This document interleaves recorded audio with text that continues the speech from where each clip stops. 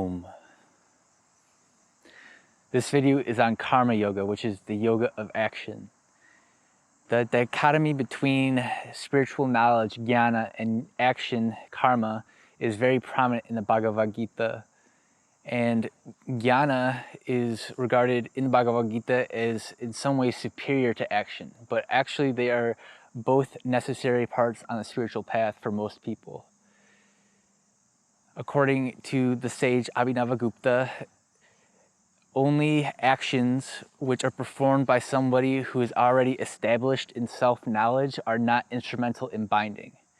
So that means that people who are ignorant of their essential nature are bound by attachment to the fruit of their actions. And when people like you and me who are not fully enlightened are performing actions, then there are these subtle traces that get left in the causal body, these seeds of past action, which eventually will sprout and bear fruit. According to the principle, for every action there is an equal and opposite reaction. However, if somebody who is established in perfect self-knowledge performs an action, then they do not cling to the fruit of their actions, and their actions no longer produce karma. However, this is a very elevated state, and most of us have to practice both karma yoga and jnana yoga in order to gradually move in the direction of non-attachment to the fruit of actions. Bhagavad Gita verse 247 to 248 reads, Karmani evadi karaste ma paleshu kadachana, ma karma pala hetur puramate sangostva karmani, yogastha kuru karmani sangam tyagva dhananjaya, siddhya siddhyo samo bhutva samatvam yoga uchete. That means you have the right to perform certain duties, but never to the fruit of action. Never regard yourself as the cause of the fruit of action. Never should there be attachment to inaction. O Arjuna, established in union, having renounced attachment, perform actions. Remaining the same in success and failure, this equanimity is called yoga. So that section of the Bhagavad Gita is Krishna explaining to Arjuna how actions can be performed without causing these karmic consequences that cause us to be reborn countless times in ignorance. If the person who is performing the action is able to surrender and release any attachment to the outcome of their actions. So this means that somebody is acting in perfect alignment with the ultimate reality. It's similar to the Taoist concept called Wu Wei, which means non-action or actionless action. And it's a form of acting in the world which is centered in this primordial source or essence, and is not grasping onto certain outcomes, but simply allowing the flow of activity to arise from within oneself and to interact with the world in a way that is in alignment with nature and with the supreme reality. In Hinduism, there are a lot of different perspectives and ideas about caste and dharma, which are very ingrained concepts in Indian society. The caste system is a social hierarchy in which certain people are born into, generally, a certain job family. So the members of their family belong to a caste which determines their life occupation, the service that they perform in society. And when somebody is born to a particular family, they take on the same caste duties as their parents in traditional conservative forms of Hindu society. And this has been going on for thousands of years. The earliest reference to the caste system goes back to the Rig Veda, which is the oldest text on Hinduism.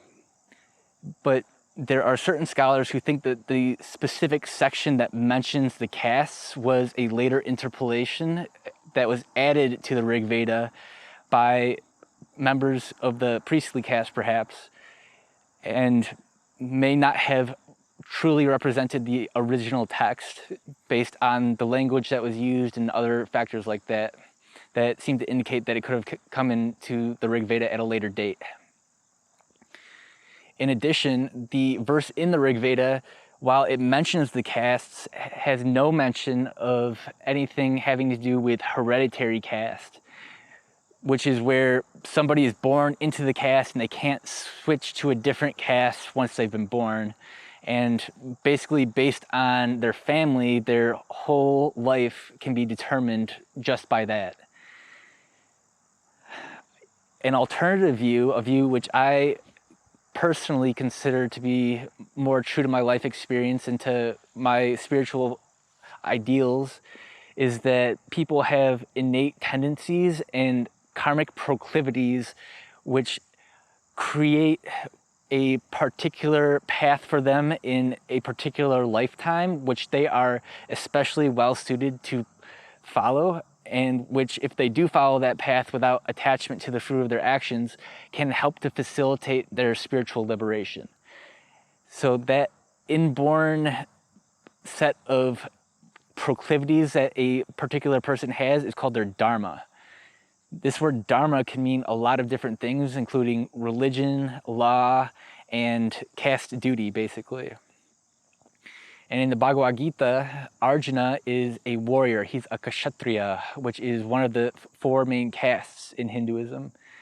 And his caste duty at the time that the story is taking place is to engage in a battle with another faction, some of whom are his relatives. And that is the primary source of Arjuna's existential crisis in the Bhagavad Gita, because he doesn't want to have to fight his family and he wants to abandon his caste duty in the name of nonviolence. However, in that particular situation, it was truly Arjuna's duty to fight, because it was his caste duty for one thing, and because negotiations had failed with this other faction, and the faction was corrupt and going to cause a lot more damage to Indian society than they would if than Arjuna would and the Pandavas would by defeating the Kauravas, the other faction. The four main castes are Brahmanas, which are the priestly castes, and they can also include scholars and other things like that. The Kshatriyas, which are kings and warriors, royalty basically, kings and queens and warriors. The Vaishyas, who are merchants, and the Shudras, who are laborers. In the verse in the Rig Veda, it says that there is a primordial being called Purusha, whose body is cut up into different parts. He is sacrificed, and the different castes are made from his body parts. So the Brahmana caste is made from his head. The Kshatriyas are made from the arms and chest. The Vaishyas are made from the thighs, and the Shudras are made from the feet. So basically, in my view, these different castes are just representations of different karmic proclivities that particular people are drawn to based on their past actions and their passions and their interests and what they're good at and their situation in life, basically. There's also what is sometimes called a fifth caste, a fifth varna, called the Dalits, who are also known as the untouchables, who were viewed as criminals and as outside the pale of normal accepted society. And there have been a lot of issues in India with the hereditary caste system, in which people have been born into these really impoverished situations where they are considered untouchable and therefore are not given the same kinds of opportunities that people born into other castes are.